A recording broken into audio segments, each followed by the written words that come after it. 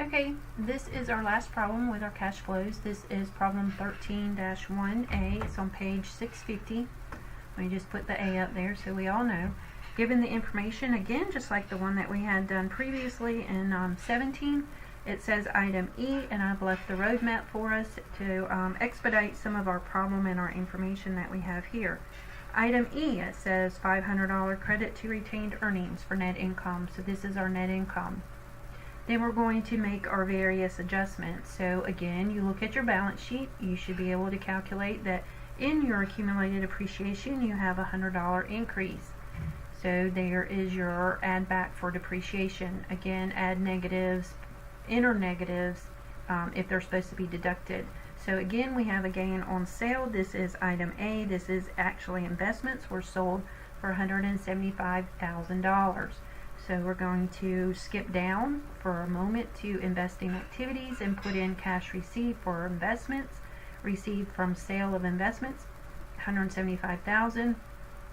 If you then go to your balance sheet, your investments, you have current year as 0, prior year as 100.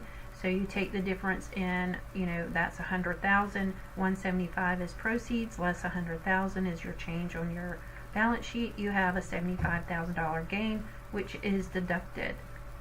So then you continue with your change in accounts receivable, inventory, accounts payable, and accrued expenses payable. These are both liabilities, these are assets. So an increase for both accounts receivable and inventory, you're going to deduct from net income. These are liabilities. An increase is a addition.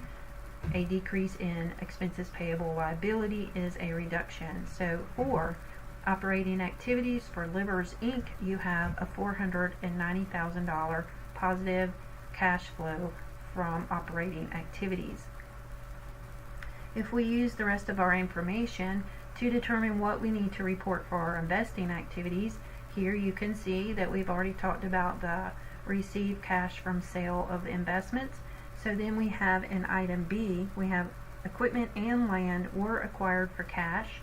So if we go to the change in our balance sheet information, we have land has increased $500,000 and our equipment has increased $200,000.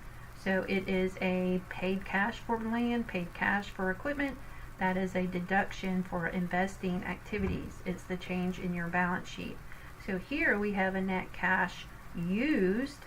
So here I want to make sure that you understand here we've used cash since it is a negative, or it's the use of cash. So just be sure when you're doing your statement of owner's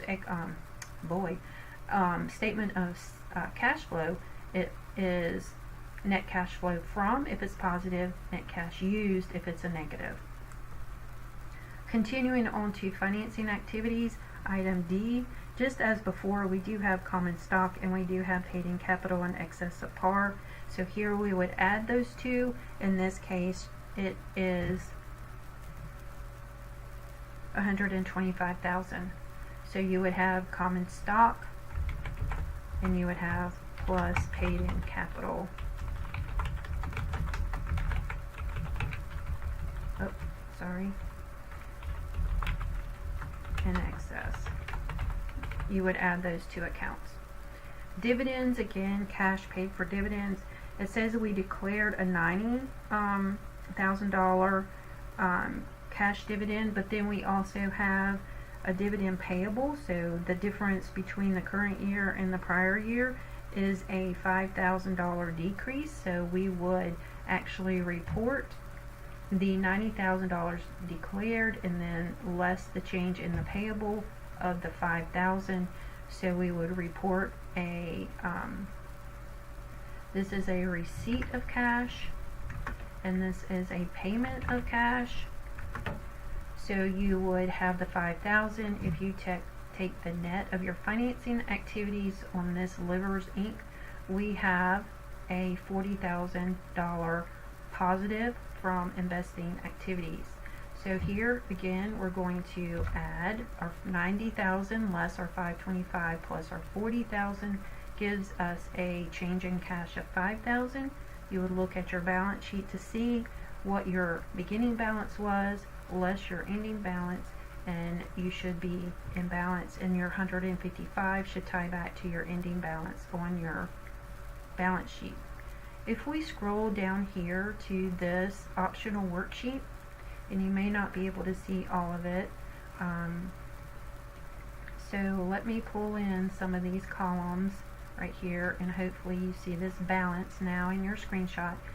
This letter reference is only for reference purposes, so you can use whatever this is an optional worksheet, might help you track some of the information in the transactions, but this is part of your work paper. So you can see down here, this is starting with A, which is our $500,000 for net income, depreciation, and like I said, you can reference these however you need to, and it's just a matter of posting those and trying to lay everything out in an organized manner for you.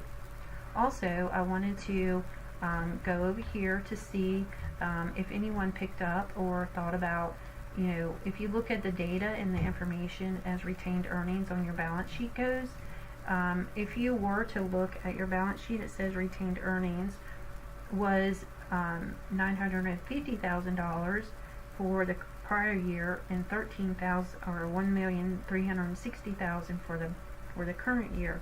But we said that net income was $500,000, and then we had a declaration or declared dividends of $90,000. So if you look at your T account, you would start off with a beginning balance of the $950,000. You would have made a credit entry for your $500,000 in net income, but then you would have made a debit entry to retained earnings for the declaration of dividends. So that leaves you with the $1,360,000. So just as a clarification on that as well. And this one is also just for the dividends payable account. You would have started prior year with the $50,000, and then it tells you that your change in your ending balance was $45,000 on the balance sheet. So you would have had an accrual, you would have had a debit to your accrued payable of the $5,000. So that played into your calculation over here for your 90 declared less the change in your balance sheet of $5. So just as an additional information for this particular problem. So I think that we've covered a lot. Hopefully that is helpful, and this is just an additional resource for you. Thank you so much.